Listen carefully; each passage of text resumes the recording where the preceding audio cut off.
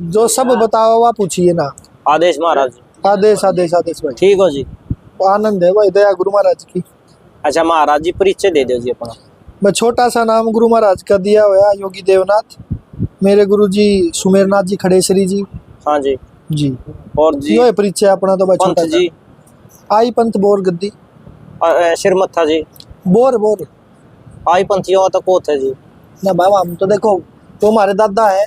फिर है सिरमत्था तो कोथे है जी। कोथ कह ले भाई। तो अस्तल बोर की बजाय तो कोथ बोलो जी आप। देखो हमारा बाबू बोर है भाई और उनका बाबू कोथ है भाई। ठीक है। हाँ जी। तो पहले तुम्हारा वो है फिर उसके बाद वो है। तो उनके वो... एक बात बता मेरे तो छोटी सी बात है। हाँ पहले मैं अपने बाप का आदर करूंगा जब तो अपने दादा का आदर करूंगा। हाँ जी। हाँ। क्योंकि आपको पता है जी दादा की वजह से बाप जी हैं। पिता से दादा की वजह से। पहले बाप का आदर नहीं करूंगा मैं, दादा तक तो जब जाऊंगा है भाई। अच्छा जी महाराज जी नाथ संप्रदाय में की तरफ आपका परिवर्तित होना, सन्यास की ओर परिवर्तित होना, इसके विषय में बताओ भाई। मैं बचपन तक चढ़ाया हुआ। हाँ जी। ये बात कह सकते हो। मेरा जन्म भी बाबा नोमीनाथ जी थे पांची गांव में। हाँ उनके आशीर्वाद का जन्म हुआ था। हाँ जी हाँ जी। महाराज जी आप कितने साल के मतलब जो 16 साढ़े 16 साल का। 16 साल की उम्र थी जब आप चढ़ाए गए। चढ़ा बचपन तक रखा था, फिर पढ़ाई करी लिखाई करी, फिर मैं बाबा जी बने। मतलब धीरे धीरे आप बड़े हुए तब आपको पता चला कि आपको चढ़ाया गया। हाँ पर घर के थोड़ी चढ़ा के आए थे। हाँ। जैसे कि पूरी कहानी बताऊंगा तो भाई ये है कि जो नोमीनाथ जी थे उन्होंने गई थी कि भाई थारा 2 औलाद होगी। हाँ जी। एक मेरे तो दे दियो, एक थम रख लियो। हाँ जी। फिर किसके घर के चढ़ाया करे।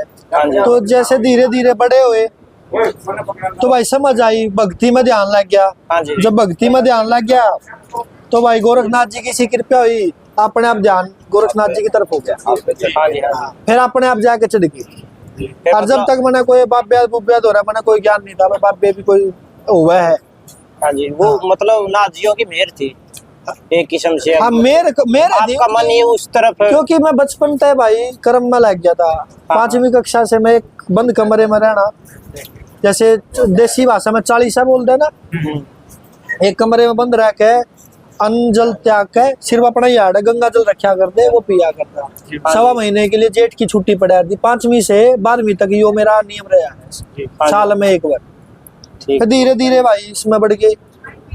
बहुत लंबी कहानी है। हाँ जी। ये तो हम पर्सनल इंटरव्यू पाएंगे। अच्छा जी। अच्छा अच्छा। महाराज जी सोशल मीडिया की बात करा तो आप काफी चर्चित हो, मतलब काफी मशहूर हो। तो भाई मशहूर तो हम के गुरु महाराज मशहूर कर रहे हैं और मशहूर हम नहीं नाथ संप्रदाय हो रहा है। क्योंकि कहीं ना कहीं मेरे पीछे नाथ जो शब्द है वो शब्द नहीं, एक विचारधारा है जो गोरखनाथ जी ने संसार को दी है और उस विचारधारा तक हम लोगों को पहुंचाने का काम कर रहे हैं छोटा सा। महाराज जी एक और चीज देखी गई जो कि और साधुओं से अलग आपको एक अलग करती है कि जो बेजुबानों के प्रति आपका काफी ज्यादा मात्रा में प्यार। देखो हर जीव में परमात्मा का वास है। जीव कोई भी जीव है, चाहे भाई वो मछली है, चाहे वो कुत्ता है, बिल्ली है, गाय है, हर जीव में परमात्मा का वास है, गोरखनाथ जी का वास है। जब हम जीव से प्रेम नहीं कर सकते, संत हो के जो जीव से प्रेम नहीं कर सकता और जीव हत्या को प्रचार करता है, मैं उसको संत नहीं मानता। संत का काम है दया प्रेम दिखाना। भाई वो है छोटी सी हम कृपा करते हैं, थोड़ा भाई गौ माता की सेवा, थोड़ा जीव जंतु से प्रेम, यो हमारा कर्म है। ठीक ठीक। अच्छा गुरुजी नाथ संप्रदाय में जैसे दर्शन संस्कार है तो दर्शनों का ध्यान और योग की विधियों में कितना योगदान रहता है? हमारे कान के अंदर, बेटा चुप हो जाओ सुन ले। हमारे कान के अंदर 116 नसें होती है एक कान में। ठीक है, एक कान में 116 नसें है। जी किसे के भाई नड़े हो जाया करे और नस बिंदा करे बेरा होगा। हाँ जी, हाँ जी। तो वह एक केली नस देख पूरे शरीर में किस जगह का असर करा है। तो हमारे एक कान में 116 नसें होती है। तो पूरे बॉडी की जो हमारा जो जिसको बोलते हैं अमृत जो ऊपर से नीचे जाता है, जब योगी ध्यान करता है तो कपाल ऊपर खींचता है बांध बना के, तो उसके लिए सबसे बड़ा सहयोगी होता है। पहले क्या करा करते योगी जन जो हमारे गुरुजन थे, चीरा देने से पहले जो ओगड़ होया करता उसको खेचरी सिखाया करते। खेचरी मुद्रा जीभ को अपने ताड़ू में लगा कर जो अमृत का पान करते थे, खेचरी खींच कर जब चीरा दिया करते, योगी जन 9 दिन तक अखंड समाधि में बैठ जाया करते। तो भाई कान से तो बहुत सारी क्रियाएं जुड़ी हुई है। हमारे शरीर की जो चेतना है ना, वो ये मान लो आप चेतना जागृत करने का एक द्वार है। ठीक ठीक ठीक। और गुरुजी चीरा कर्द का ही दिया जाता है। हाँ, एक आधी जगह है बांगर बंडल में तो कर्द का, वैसे गोखरू चीरा भी है, कर्द का ही चीरा क्यों चढ़ता है? कर्द का ही है। देखो उसमें कुछों का मानना है भाई इससे दर्द ज्यादा होता है, हाँ लेकिन सत्य ये है वो सिर्फ दृढ़ता देखने के लिए है कि शिष्य के अंदर कितनी दृढ़ता है। हाँ। ठीक है। और दूसरी बात, यहाँ पे एक मोटी नस होती है जो कि जो सीधा जब चीरा दिया जावा है वो मोटी नस कटती है, जिससे सीधा असर हमारे मस्तिष्क पे पड़ता है, हमारी इस चस्कू पे पड़ता है, जो दसम द्वार जिसको हम बोलते हैं। हाँ हाँ। और गुरुजी जैसे नाथ संप्रदाय में नादी पवित्री जनेऊ, इनका क्या कुछ विधान है? देखो नाद का मतलब है, आपने बेरा हुआ जो अनंत आवाज है। जब साधु जन नाद बजाते हैं तो इससे एक आवाज उत्पन्न होती है, जो कि इस ब्रह्मांड में जो आवाज गूंजती है उसको नाद बोला जाता है। तो वो अपने साधु अपने अंदर की नाद को बजाए, अंदर की चेतना को जागृत करे, वो उसका प्रतीक है। और इसमें ये ब्रह्मा विष्णु महेश का प्रतीक होता है। हाँ हाँ। और जनेऊ जी? जनेऊ में तो भाई इसकी तो घनी तगड़ी माया, बता ये पूरे शरीर का एक ढांचा है। हाँ। नसों का, जो गोरखनाथ जी ने जनेऊ के रूप में तैयार करवाया गया। ठीक ठीक। इसके अंदर 16 धागे हैं। हाँ। एक में पता होगा, पहले एक धागा बनेगा, फिर उसके 8 धागे, मतलब उसको डबल किया जाओगा तो कितने हो गए? 2। फिर 8 का एक बनेगा। ठीक है। तो भाई इसका तो बहुत तगड़ी पूरे शरीर की संरचना है। और काफी लंबे समय में जाकर के जनेऊ तैयार होता है। ये दूसरा इसका कारण एक और भी रहा है कि जो साधु है उसका ध्यान एक जगह केंद्रित रहे, ताकि जब वो जनेऊ को काटेगा और जब काटेगा उसका ध्यान थोड़ा भी भंग हो गया तो वो खंडित हो जाएगा। हाँ हाँ। साधु का ध्यान एक जगह केंद्रित रहे। गोरखनाथ जी ने माया ऐसी रची है कि भाई साधु का ध्यान इधर उधर नहीं हो, एक जगह पे टिका रहे। तो ये गोरखनाथ जी ने बहुत ऐसा मतलब लोगों को योग दिया है ना, ऐसी क्रियाएं दी है जो हर चीज को आसान कर देती है। वैज्ञानिक तर्क है सारे। हाँ। और गुरुजी जैसे अब बात करें विभूति की जी। हाँ, विभूति का क्या विधान है? विभूति तो भाई देखो, विभूति प्रतीक है कि मैं कुछ नहीं हूँ। विभूति प्रतीक है मैं कुछ नहीं हूँ, मैं एक राख हूँ और राख में मिल जाना है। मेरे पास ना नाम है, ना गांव है और ना यो धाम है। मेरे पास तो केवल ना मैं हूँ, मेरी आत्मा है, मेरी चेतना है, और ये शरीर मिट्टी है, राख है, ये मल जाएगी। एक कारण तो यो है भाई। हाँ। दूसरा कारण, पहले हमारे साधु संत भाई जंगलों में रहा करते, मक्खी मच्छर न काटा कर दी, उससे भी वो बचाती है। दूसरा, विभूति एंटीबायोटिक होती है, जिसके स्किन एलर्जी है वो भी उसका इस्तेमाल करेगा, स्किन ठीक हो जाएगी। हाँ। दूसरा, कट गया कुछ भाई जख्म हो गया, उस पर विभूति ठाका घेर दिए, खून आना बंद तुरंत बंद हो जाएगा। हाँ। तो एंटीबायोटिक भी है, साइंटिफिक भी है और भाई धार्मिक भी है। ठीक ठीक। गुरुजी जैसे शुरू में दर्शन डाले जाते हैं मिट्टी के होते हैं और अंत में जब समाधि लगती है तब भी दर्शन मिट्टी के होते हैं। है जी? हाँ, मृतिका के होते हैं। हाँ मिट्टी के होते हैं। बीच में दर्शन चेंज हो जाते हैं, कोई सोने का भी धातु का भी तो वो जाते नहीं है, वो हम करते हैं। हाँ जी। पहले संत लोग हमारे सोने के भी पहनते थे, लेकिन मिट्टी के भाई, मिट्टी के जब चीरा आता है, कच्चा घाव होता है, हाँ। जख्म कच्चा होता है, शुरू में तो ठीठी लगती होगी जी। ठिट्टी के बाद मैं, क्योंकि वो तो एक गुप्त क्रिया है, मैं उस बारे में तो बोलना ही नहीं चाहता। ठीक है, क्योंकि सब आम जन को जब वो चीज पता चल जाएगी तो भाई वो ठीक नहीं है। जब योग दंड पर आए जाते हैं वो मिट्टी के होते हैं, उसको तेल में डुबोया जाता है, वो तेल पी जाता है, समझ रहे हो बात। और जब कच्चा चीरा होता है तो जब योग दंड पर आए जाते हैं उसमें तेल जो काम करता है वो मल्लम का भी काम करता है, वो जख्म को सही करता है। हाँ हाँ। दूसरा, वजन ज्यादा होता है, कष्टाई ज्यादा आती है, मिट्टी के अंदर वजन ज्यादा होता है। हाँ जी। हाँ जी। और मिट्टी 5 तत्वों में से एक तत्व है। हाँ जी। इसलिए उस तत्व को पहना जाता है ताकि साधु मिट्टी जैसा रहे। ठीक ठीक। और गुरुजी जब मतलब नवनाथ होता है तो उसको जब उनको चीरा लगता है तो मोर पंख दिए जाते हैं उनको, क्योंकि देख मोर क्या है, गंदे बैक्टीरिया को दूर रखता है। हाँ जी। ठीक है। और कान जब चीरा आता है तो कान के पास ज्यादा बैक्टीरिया ना आए, इसलिए मोरचंद का इस्तेमाल किया जाता है। और वो उसका एंटीबायोटिक है। ठीक। वो झाड़ा भी लगा हुआ है, मोरचंद तक क्यों लगा हुआ है, हाँ। आधी बीमारी तो अपने आप ठीक हो जाए उससे, हाँ जी हाँ। आधा काम मंत्र करते हो। ठीक ठीक ठीक। और गुरुजी जैसे नाथ संप्रदाय में शुरू से अल्फीगा के पहननी जाती है, नहीं शुरू से तो नहीं भाई, शुरुआत शुरू में से अल्फी नहीं, पहले नहीं। तो कपड़ा ही नहीं था, हाँ पहले तो कपड़ा ही को नहीं था, रेत जगह कपड़े पहना करते जब कड़ल पी थी भाई, शुरुआत से नहीं। शुरुआत से नहीं है जी। चौगा मतलब कि वस्त्र अपना जो धोथा जितना पहन भी लिया, जो था, बोथा पहन दे, बागंबर लपेट लिया, शुरू में तो बागंबर होया करते उससे क्योंकि पहले- कपड़ा ही नहीं था बाबा, पहले ये मतलब पत्ते वगैरह। पत्ते नहीं, बागंबर। अच्छा हाँ हमारे नाथ जी बागंबर रहा करते, कभी मेरे डेरे पाओगे, मैं प्राचीन फोटो दिखाऊंगा साधुओं के, मतलब मुगल काल से भी पुराने, हाँ हाँ तो वो बागंबर या फिर रेजे के कपड़े होया करते, कच्चे सूत के। ठीक ठीक ठीक।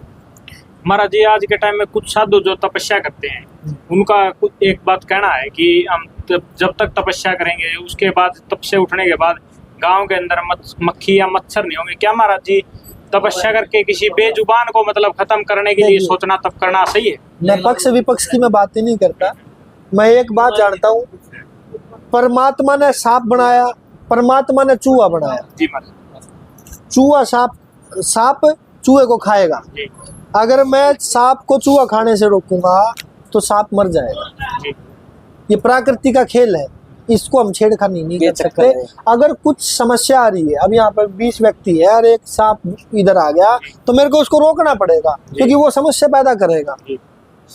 भाई इतना है तो ये कहूंगा, तो इस बारे में और ज्यादा नहीं बोलूंगा। जीवन चक्कर है जी ये तो। हाँ ये काल चक्कर है, ये हर किसी को भोगना पड़ेगा, ये योनिया है, सांप की भी है भाई, कुत्ते की भी है, बिल्ली की भी है, एक माया है उसकी, अब उसमें हम फेरबदल नहीं कर सकते। अब एक बुगला मछली को खा रहा है और मैं देख रहा हूँ कि बुगला मछली को खा रहा है, तो मैं दोषी हो गया यार, मैं अंदर सोच रहा हूँ क्योंकि मैंने बचाया नहीं उसको, अगर मैं उसको बचाऊंगा जब भी मैं दोषी हूँ, क्यों मैंने उसको भूखा मार दिया बुगले को।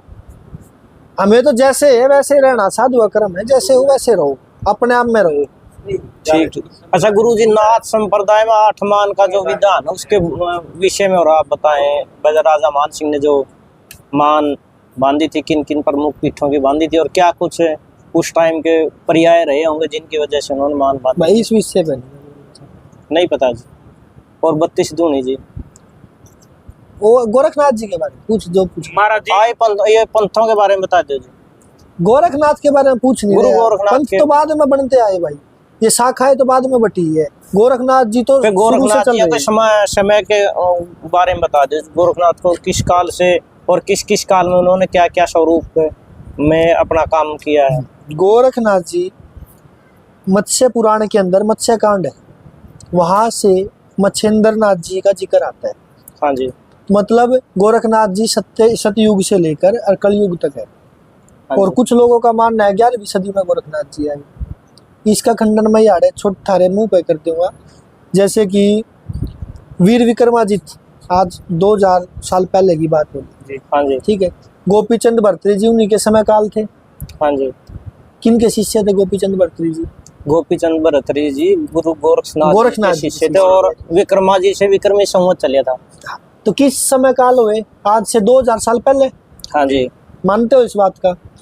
जस रावल आज से 1400 साल पहले, जहावीर गोगा जी आज से 1400 साल पहले, कबीर जी जिनकी वाणियों में गोरखनाथ जी का जिक्र आता है, गुरु हाँ जी। नानक जी जिनकी वाणियों में गोरखनाथ का जिक्र आता है, हाँ जी आता है या नहीं आता है? आता है जी। आई पंथियों का जिक्र भी है गुरु ग्रंथ साहिब में तो है ना, मेरी हाँ बात जी। समझते रहना। जी तो गोरखनाथ जी तो भाई 2000 साल पहले भी थे और आज से 700 साल पहले तक का प्रमाण दे दिया। 300 साल का नेपाल में है, आप जाओ, जी नेपाल के नरेश को दर्शन दिए जब उसने सोने के खड़ाऊ बनाए, वो 300 साल पुरानी बात है। हाँ जी तो भाई लगातार 2000 साल पुराना तो मैंने प्रमाण यो दे दिया मोटा मोटा, और 2000 साल कोई सिद्ध महात्मा जीवित है तो इसका मतलब है भाई वो अजन्मा है। शिव का, गोरखनाथ जी का मतलब ही है, गो मतलब इंद्रिया, रक्ष मतलब रक्षा करने वाला, जो अपने स्वयं की इंद्रियों की रक्षा करने वाला है, जो अनादि है। नाथ का मतलब ही अनादि है, स्वामी है, जो सबका स्वामी है, उसका कोई स्वामी नहीं है, वो स्वयं शून्य है, उसके बाद कुछ नहीं है, उससे पहले कुछ नहीं था, वही आदि है वही अंत है। वही अंत है। महाराज जी एक आप नाथ संप्रदाय पे एक किताब भी लिख रहे हैं। हाँ अभी तो भाई मैंने वह नाथ संप्रदाय पे नहीं, वह स्वयं पे लिखी है। जो एक साधु ध्यान में बैठता है, जी जब साधु ध्यान में बैठता है तो उसको क्या क्या प्रक्रिया उसके अंदर चलती है, वो क्या क्या अनुभव करता है। किताब का नाम है मैं नहीं रहा शिव रह गए। मतलब जहाँ मेरा नाम नहीं रहा, मेरा घमंड नहीं रहा, मेरे पास कुछ भी नहीं रहा, लेकिन मेरे अंदर बस ये एक चेतना रह गई। गुरुजी, जैसे ध्यान की या प्राणायाम की कोई विधियां जिनके माध्यम से श्वासों की संख्या घटाई बढ़ाई जा सकती है, गुरु गोरखनाथ जी ने उनके विषय में यदि कुछ कहा हो आपको ज्ञात हो? हाँ, गोरखनाथ जी ने ही तो योग चलाया। मेरी बात सुनो, एक समय काल था जब आम जन तक योग नहीं पहुंचता था। एक समय काल था जब आम जन को पता नहीं था योग होता क्या है, क्योंकि वो कठिन इतना था। भगवान शिव चिंतित थे जब गोरखनाथ जी से कहा कि भाई आप जाओ जन जन तक इस हठ योग को विस्तार करो और सरल भाषा में तंत्र रचो। ठीक है, ये भी तंत्र है। तंत्र का मतलब भाई सिर्फ नींबू डालना ये करना नहीं है। तंत्र अंदर की क्रिया भी तंत्र है। तंत्र का मतलब ही है कोई जैसे मोटरसाइकिल को स्टार्ट करोगे तो एक तंत्र है। हाँ जी। तंत्र का मतलब है क्रिया, तो ये अंदर की ये भी एक तंत्र है। तो जब इस भाषा को मतलब तंत्र को कह लो आप, योग को कह लो आप, प्राणायाम को कह लो आप, सरल तरीके से प्रस्तुत करने के लिए गोरखनाथ जी ने ही कार्य किया है। ठीक ठीक, जय हो भाई। होगा गुरु जी। हाँ जी, नाथ संप्रदाय में जैसे चलम आदि साधु पीते हैं, ध्यान की कुछ उसमें इनका कुछ सहयोग रहा है या बस वैसे? देखो कुछ का मानना है पर गोरखनाथ जी ने नशे का खंडन कराया है, और किसी भी शास्त्र में ऐसा उल्लेख नहीं मिलता कि भगवान शिव ने या गोरखनाथ जी ने नशा कराया। और भाई जो संत हमारे पीते होंगे वो अपने लिए पीते हैं। और रही बात ध्यान की, ध्यान है अपने आप को खोने का एक जरिया, जिसमें मैं मिट जाए एक शून्य बचे। और सुल्फे से गांजे से ध्यान कहीं ना कहीं टकराता है। टकराव ध्यान नहीं है, ध्यान है खोना, अपने आप में खो जाना। कि भाई जिन पी होगा भांग सुल्फा जी ने पिया होगा, उसने बेरा होगा, वो कड़ी तो राम राम राम राम करेगा, कड़ी जिसमें सुरती लगी उसमें लग जाएगी। और ध्यान का मतलब है सब कुछ शून्य कर देना। तो आप खुद समझदार हो मैं क्या कहना चाहूँ। कुछ साधुओं का मानना है जी, मतलब जो सुल्फा है गांजा है वो तो मतलब एक साधुओं की परंपरा है। नहीं, कहाँ से लिखी है भाई? कोई कहीं लिखी हो तो मेरे को बताओ ना आप। लेकिन भाई ये नहीं कहता भाई मत पियो, भाई जिन्हें पीना हो तो पिएगा, मेरे नाटक को नहीं मानता। लेकिन जो सत्य है भाई, गोरखनाथ जी ने इसका खंडन कराया है। किसी भी वेद शास्त्र में भांग एक औषधि होया कर दी। मस्तिष्क जो अपने मस्तिष्क तनाव जिसको टेंशन बोला है, टेंशन को दूर करने के लिए आज भी लोग इसका इस्तेमाल करते हैं। आप भांग को शुद्ध करके उसमें सुगंधा मिला के आप रोज सेवन करोगे, आधा चम्मच, नशा भी नहीं होगा लेकिन मानसिक तनाव ठीक हो जाएगा। वो औषधि है, हमने उसको नशे के लिए जोड़ दिया। मेरी बात समझ रहे हो? अब मोबाइल है आपके पास, मोबाइल का फायदा भी उठा सकते हो, दुरुपयोग भी कर सकते हो, आपके हाथ में है। अब आप ये जो प्रचार कर रहे हो नाथ संप्रदाय का, तो ये अच्छा कार्य कर रहे हो। ये भी आड़े भाई कोई नाचनी गान नहीं होती, हम उसकी बना बना के घेरो इसमें, तो दुरुपयोग हो गया। मेरी बात का मतलब समझ रहे हो? तो अपने हाथ में है उसका उपयोग और सदुपयोग और दुरुपयोग। तो गुरु जी, नाथ संप्रदाय में जैसे प्राणायाम है, प्राणायाम के माध्यम से जो नाथ योगी है अपनी आयु को लंबी कर लेते थे, इसमें कितनी सच्चाई है? ये पूरी बात सत्य है। सुंदरनाथ जी के बारे में आपने सुना ही होगा, सिद्ध सुंदरनाथ जी महाराज जी, हाँ जी, हाँ। जो आकाश में चले गए थे। वो इस क्रिया के इतने बड़े महान योगी हुए ना, वो तकरीबन बद्रीनाथ इन विषयों पर है। तो वो अजो व्यक्ति अपने प्राण को रोक कर अपने शरीर को शून्य करके आकाश मार्ग में जा सकता है। ये नाथ संप्रदाय को सिद्ध मार्ग भी कहा गया है। और आज आपने एक नाम सुना होगा, कोल तंत्र सुना है, जो कि बुद्धिज्म टाइप है थोड़ा। वो कोल तंत्र मत्स्येंद्र नाथ जी द्वारा चलाया गया है। आज वो चाहे अलग सिद्ध कितने बनते हो, लेकिन गोरखनाथ, और बताता हूँ आपने बौद्ध धर्म के ऊपर बोल दूं थोड़ी सी बात। हाँ। बौद्ध धर्म का एक सबसे बड़ा तांत्रिक होया मिलारेप्पा। कौन होया? मिलारेप्पा, जो कि एकमात्र जिंदा इंसान माना जाता है जो कैलाश पर्वत पर गया था बुद्धिज्म में। उसके गुरु के गुरु के गुरु के गुरु कौन सी? 5वीं पीढ़ी, तायालेप्पा। नेपाल में काठमांडू में मर्गस्थली गोरखनाथ जी का स्थान है। हाँ जी। उससे आगे जाओगे पशुपति है, ठीक है। पशुपति और उससे पहले मर्गस्थली से पहले एक नदी आती है, नदी से थोड़ा राइट लोगे वहां पे उसकी समाधि है। काल्पनिक बात हो जाकर देखो, हाँ जी। वहां पे उसकी समाधि है भाई। और वो किसका शिष्य था पता है आपको? हाँ जी। गोरखनाथ जी का। गोरखनाथ। वो अरकानों में कुंडल पूछ ली। महाराज जी जो दवाइयाँ होती थी, जो औषधिक विधि आप जो बता रहे हैं, वो तो पुराने जमाने में भी होती थी। हाँ। लेकिन आज के टाइम में कंपनियां उनको बेचती है महाराज जी, और डबल रेट में बेचती है, और लेकिन उनका कोई गुणवत्ता का कारण भी नहीं होता महाराज जी। देखो अब मैं एक बात बताऊं, दवाइयों की बात करें, औषधियाँ पहले भी हुआ थी, जी महाराज औषधि आज भी। जी। ऐसा ही समझो, अंत हम पहले भी खाओ थे, जी। अंत हम आज भी खाओ, फर्क क्या आ गया? पहला ऑर्गेनिक था जी, आज खाद का है। खाद का आ गया। दूसरा, पहले जो हमारी हवा थी, वातावरण था, वो शुद्ध था। आज हमारा हवा वातावरण कैसा है? जहरीला है। तो हमारी जड़ी बूटियों का असर भी थोड़ा कम होगा। लेकिन जड़ी बूटी है आखिरी में, जो अंग्रेजी दवाई लेते हैं आखिरी में उनको देसी अपनाना पड़ेगा, आयुर्वेद को अपनाना पड़ेगा, मजबूरी है। क्योंकि अंग्रेजी दवाई बीमारी को खत्म करती है, वो कीटाणु अंदर ही सड़ जाते हैं, नई बीमारी लेके आते हैं। देसी बीमारी, जो देसी दवाई हमारी, वो देसी तरीके से पूरी बीमारी को नष्ट करती है, उन कीटाणुओं को बाहर निकालती है। ठीक ठीक। जैसे गुरुजी आपने सिद्ध सुंदरनाथ जियों का जिक्र किया था, वो मतलब आकाश मार्ग से चले जाते थे, तो उसी तरह से विज्ञान को चुनौती देने वाला एक विषय है कि संख्या डाल के दौरान जो पुतला हो मंत्रों के माध्यम से पैड़ी पर अपने आप चढ़ जाता है, इसमें कितनी सच्चाई है? देखो मैंने आपको कहा ना कि नाथ संप्रदाय सिद्ध संप्रदाय। सिद्ध का मतलब है जो कुछ भी करने में योग्य है, ठीक है। तो इस संप्रदाय में कुछ भी संभव है, योग से लेके तंत्र तक।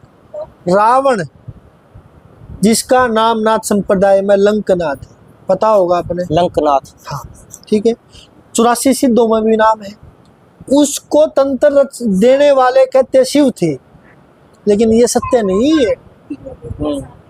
गोरखनाथ जी ने उनको तंत्र रचा है। और दूसरी, कामाख्या आसाम, जब हम कहते हैं ना मच्छेंद्र नाथ त्रियाराज गए थे, हम कहते हैं ना मैं मच्छेंद्र नाथ त्रियाराज में गए थे, ये किया था वो किया था, तो त्रियाराज आज का की था मेरा आपने कामाख्या आसाम गुवाहाटी 64 जोगनियों को सिद्ध किया था। और जो तंत्र करते हैं ना, तो उनको पता होगा 64 जोगनियों का महत्व क्या होता है तंत्र में। आप थोड़ा इस पर बोल दो। बोल रहा हूँ मैं। 64 कलाएं भी होती है, 64 तंत्र। भाई तंत्र का मैं विस्तार नहीं कर सकता, क्योंकि कुछ चीज ना लोग पकड़ पकड़ के वो चीज प्रयास करने लग जाएंगे। अच्छा अच्छा। और तंत्र कोई खेल नहीं है, हाँ जी। ठीक है। और नाथ संप्रदाय ने तंत्र रचा है। साबर मंत्र की भी बात कर ले, गोरखनाथ जी ने साबर मंत्र रचे। क्यों रचे? क्योंकि वैदिक जो मंत्र थे आम जन नहीं कर सका था। तो नाथ संप्रदाय भाई बहुत उच्च कोटि का संप्रदाय है और सबसे प्राचीन संप्रदाय है, इसीलिए इसको सिद्ध संप्रदाय भी कहा गया है। और किसी संप्रदाय के पीछे नाथ मतलब स्वामी है अकेला, जिसके संस्थापक कुछ लोग दत्तात्रेय से जोड़ते हैं, लेकिन नहीं, ये गलत है, बिल्कुल गलत है। नाथ संप्रदाय का जो स्थापक है वो आदिनाथ भगवान शिव है, अकेले। आप ही गुरु आप ही चेला कहते हैं। हाँ जी। नाथ संप्रदाय की मुख्य वाणी में आती है बात। हाँ जी, आप ही हर साधु एक बात बोलता है, आप ही गुरु आप ही चेला। इसका बात का मतलब क्या, कभी सोचा आपने? गुरु जैसे आदिनाथ जी, उनके शिष्य मच्छेंद्रनाथ जी, उनके शिष्य मच्छेंद्रनाथ, उनके शिष्य गोरखनाथ। मतलब शिव शिव ही गुरु है, शिव ही उसके शिष्य हो गए, शिव ही स्वरूप है। तो गोरखनाथ जी ने ये बताया कि भाई अगर आपको मोक्ष चाहिए, आपको गति चाहिए, तो आपको गुरु धारण करना पड़ेगा, चाहे आप साक्षात शिव क्यों नहीं हो। हाँ हाँ, समझ रहे हो मेरी बात? क्योंकि गुरु एक माध्यम है। हाँ। और जो नाथ संप्रदाय है ये गुरु के प्रति निष्ठावान संप्रदाय है, अकेला। अकेला एकमात्र ऐसा है जो कि केवल गुरु की पूजा करने से, गुरु पे आस्था, गुरु में श्रद्धा रखने से ही व्यक्ति साधु सिद्ध हो जाता है। हाँ जी। तो आप जैसे नाथ साधु हैं, तो आप जैसे साधु समाज से हैं, तो धीरे धीरे कहीं ना कहीं कालांतर के अनुसार धीरे धीरे नाथ संप्रदाय में कहीं ना कहीं साधुओं में विभिन्न प्रकार की त्रुटियां आ गई होंगी। अगर उस विषय पे आप कुछ कहना चाहें तो। कुछ में जी ठीक है, कुछ में वो कुछ गिनती में नहीं है। त्रुटियां जैसे कि अब मान लो, अब मैं मोबाइल चला रहा हूँ, ठीक है, लोग कहेंगे यार बाबा तो फोन चला हुआ है भाई। आम आदमी कहेगा अरे बाबा और रेल चला हुआ है। तेरे से मैंने बात करनी है, अपने विचार में भाई लोगों तक पहुंचा रहा हूँ, तो मैंने मोबाइल का सारा लेना पड़ रहा है। हाँ जी, हाँ जी। इस विषय पर मैं एक किताब और लिख रहा हूँ, मैं 3 किताब लिखने लग रहा हूँ। एक कंप्लीट होगी, एक नाथ संप्रदाय के बारे में है, उनके बारे में थोड़ा बता। मैं वही बता रहा हूँ जो अब ये टॉपिक चल रहा है, जो भाई आपके वर्ग का बाबा बाबे तो मॉडर्न हो गए, फोन चला हुआ है, जंगला में रहने का काम है बाबा का। तो भाई जी मैं उनसे एक बात कहूंगा, बाबे जंगला में तो रह लेंगे, अरे के भाई थम जंगला में चले जाओगे? क्या आज थारे अंदर इतनी क्षमता है तुम जंगला में जाकर साधुओं की सेवा कर लोगे? जंगल में बढ़ दे थारे पैरा में एक कांटा चाल दे उल्टे भाज लोगे। हमने खुद एसी के रूम चाहिए, बाबा को झोपड़ी में पड़ा होगा ना, उस दौरान 2 आदमी को नहीं बैठे पावा है। ये भी हम एसी में बैठे होते 10-20 बैठे भी है, झोपड़ी में कड़ी टपका हुआ, कड़े गर्मियां मर गए, कोई नहीं बैठा बाबा तो रहे भाई। तो इसलिए साधुआ ने मॉडर्न होना पड़ा, मजबूरी होगी, क्योंकि थारी जरूरत हमारी को नहीं है समय के अनुसार। हाँ, हम तो कुटिया मरा लेंगे, तुम कुटिया में बैठ लोगे, हम तो जंगल मरा लेंगे, गुफा मरा लेंगे, थम आ जाओगे के?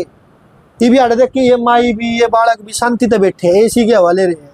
ये भी न धूप में बिठा दो, कड़ी कड़ी नहीं, सारे उठ के बाज ले। यह सत्य है जी। महाराज जी आज के टाइम में जो युवा है अपना, जो वो भी जो संप्रदाय है हमारी, जो पुरानी विधियां उनको भूल के मतलब एक मॉडर्न जमाने की ओर जा रहे हैं, और जो काफी नशे की ओर जा रहे हैं। देखो समय के हिसाब से बदलना चाहिए, जो नहीं बदला वो मूर्ख कहलाया। ठीक है, रही बात नशा, नशा तो भाई कोई कर लो, कोई भी कर लो, वो डूबेगा, वो परमात्मा को तो पा ही नहीं सकता।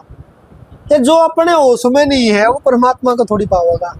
रही बात भाई जो आम जनता है, उनको चेतना की जरूरत है।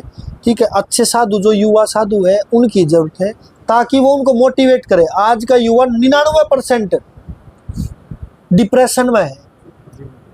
क्यों है? मोबाइल एक बीमारी बन गई, घर के दबा गिरेंगे और भाई पढ़ लेना है, अरे कोई नहीं कहता भाई तू खेल लेना जाके, शरीर स्वस्थ होगा, दिमाग खुलेगा ना। वो किताब दे देंगे 24 घंटे, किताब तक अड्डा के भाई 12 करके के कर लेगा, 25-30 हजार की नौकरी कर लेगा, स्ट्रेस बढ़ेगा, तनाव बढ़ेगा, उसका दिमाग के विकसित नहीं कर पाते। पहले हमारा गुरुकुल होया करते, ये अंग्रेजों ने हमारे मतलब एजुकेशन सिस्टम की ऐसी तैसी कर दी। कैसे कर दी? गुरुकुल होया करते, वेदों का अध्ययन, वेद में क्या है अपने, ठीक है 4 वेद है, क्या क्या है भाई, जीवन कैसे जीना चाहिए, रहना कैसे चाहिए, क्या पढ़ना चाहिए, किससे आपको क्या फायदा होगा, किससे क्या नुकसान होगा, सब खत्म कर दिया। ये पढ़ा हुआ है sine square theta plus cos square theta equal to 1। पूरे जीवन में तेरे कड़े काम आया भाई? यार 20 आदमी बैठे, किसी का काम नहीं आया होगा, कुछ नहीं आया, आवे को नहीं, क्योंकि हमारे काम का है को नहीं। वो गिने चुने भैया 1000 में तो एक साइंटिस्ट बन गया, उनके काम आओगा, बाकी तो फिर रहनु है।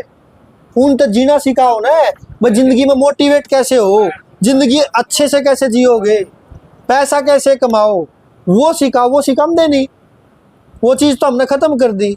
हम तो बढ़ गया साइंस सुकेर 12 कर ली, MA कर ली, BA कर ली, के फतेह कर ली। फिर महाराज जी एक छोटा सवाल हो, महाराज जी प्यार क्या महाराज जी आज के टाइम में चल गया, जो आपने पता है भाई आज के टाइम का चल रहा है उसका बेरा नहीं। प्यार का मतलब है करुणा, समर्पण।